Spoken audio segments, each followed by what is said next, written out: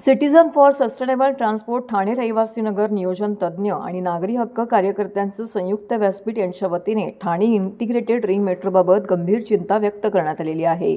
एका पत्रकार परिषदेअंतर्गत या तज्ज्ञांनी आपली मतं व्यक्त केलेली आहेत। या प्रकल्पामध्ये 29 किलोमीटर एकूण रिंग कॉरिडॉर असून दररोज 6.5 लाखाहून अधिक प्रवासी प्रवास करतील असा अंदाज व्यक्त करण्यात आलेला आहे। मात्र या प्रकल्पामुळे मोठ्या प्रमाणामध्ये झाडांची कत्तल करून निसर्गाची हानी केली जाते। तसेच भूमिगत देखील अनेक बदल जे आहेत ते केले जातात। त्यामुळे आगामी काळामध्ये निश्चितच नैसर्गिक आपत्तीला आमंत्रण दिल्यासारखं होणार आहे असा अंदाज या ठिकाणी सुजाण नागरिकांनी व्यक्त केला आहे।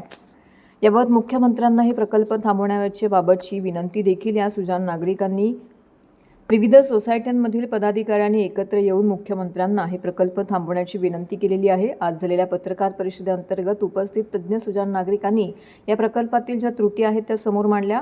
त्यामध्ये अंदाजित मागणीनुसार चुकीचा वाहतूक पर्याय, रिंग मेट्रोसाठी पुरावे नाहीत, मेट्रो लाईन शासन मूल्यमापन होण्यापूर्वीच घाई केली जाते आणि रेल्वे स्थानकाजवळ गंभीर समस्या आहेत त्या अद्याप सोडवण्यात प्रशासनाला यश आलेलं नाहीये। असं असताना जाणून बुजून रिंग मेट्रोचा घाट हे प्रशासन घालत आहे। भूमिगत बोगदा खोदण्याची जोखीम या प्रकल्पाअंतर्गत घेतली जाणार आहे। त्यामुळे संभाव्य धोके जे आहेत ते निर्माण होत आहेत। खाडी खारफुटीच्या परिसंस्थेला देखील या प्रकल्पामुळे धोका निर्माण होणार आहे। या सर्व गंभीर गोष्टी लक्षात घेता citizen for sustainable transport Thane यांच्या वतीने या प्रकल्पाला स्थगित करण्याची मागणी करण्यात आलेली आहे। तसेच मेट्रो लाईनच्या कार्यान्वित होण्याची प्रतीक्षा करा, ठाण्यासाठी नव्याने वाहतूक अभ्यास करा, नागरिकांच्या सहभागाने स्वतंत्र वृक्षांचे सर्वेक्षण करा, अशा मागण्या ज्या आहेत ते या नागरिकांनी आता citizen for sustainable transport Thane यांच्या वतीने करण्यात आलेले आहेत। 1000 रुपयाचा, मग 2000 रुपयाचा, मग 5000 रुपयाचा, मग काही जण 50,000 रुपयाचा प्रश्न नाही मग ते गळतात। इथे तसंच केलंय। सगळ्यात सोपा जे स्टेशन आहे ना, सोपा मार्ग आहे, त्याचं टेंडर काढले आणि ठाणे स्टेशन सगळ्यात अवघड आहे। त्याच्याबद्दल एक शब्द कोणी बोलत नाही आहे। म्हणजे सगळ्यात अवघड आहे ते आधी करायचं आणि मग असं म्हणतील की एवढा आम्ही 2-3 हजार कोटी रुपये खर्च केले, आता जर आमच्या विरुद्ध लोक आले तर तुम्ही पैसे वाया घालवताय। अरे आमचे पैसे तुम्ही आधी का वाया घालवले, हा प्रश्न आपण विचारायला पाहिजे।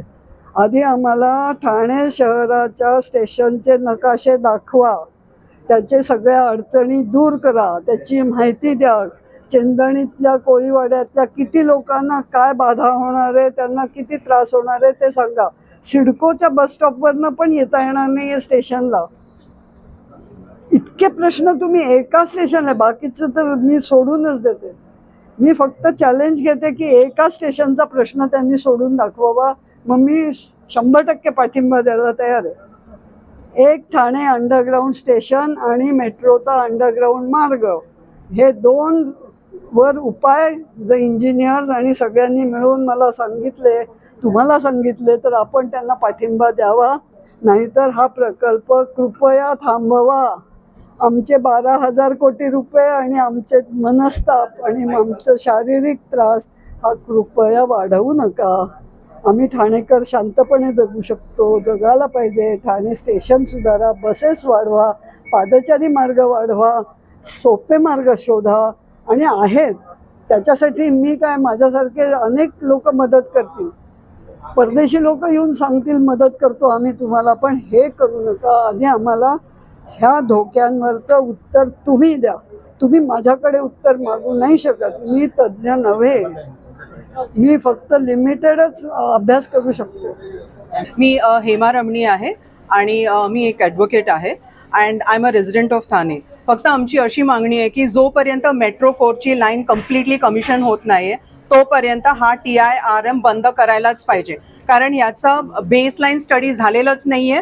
अँड आता काय चाललंय की they are taking 1 part of Thane, म्हणजे तो नॉर्दर्न पार्ट घेतलाय आणि सदर्न पार्ट जो सगळ्यात खूप जास्त कठीण आहे अंडरग्राऊंड करायचं, ते त्यांनी करत नाहीये। सेकंडली बेसलाईन असं आहे की ती 30,000 ते 50,000 जर तुमची रायडरशिप असेल तर तुम्ही हा मेट्रो प्रोजेक्ट सुरू करू शकता, पण यांचं 2050लाच 28,000 आहे. 2050ला 28,000ची रायडरशिप आहे. मग कशासाठी आणि कोणासाठी? आणि जो मेट्रो 4 आहे त्याच्यासाठी तुम्ही हा प्लीज 12,200 crores जो तुमचं बजेट आहे ते तुम्ही ऑल्टरनेट यानी की व्यवस्थित तुम्ही आम्हाला पेडेस्ट्रियन स्ट्रीट्स द्या आणि तुम्ही प्लीज आम्हाला बसेस द्या लास्ट माइल आणि फर्स्ट माइल कनेक्टिव्हिटीसाठी.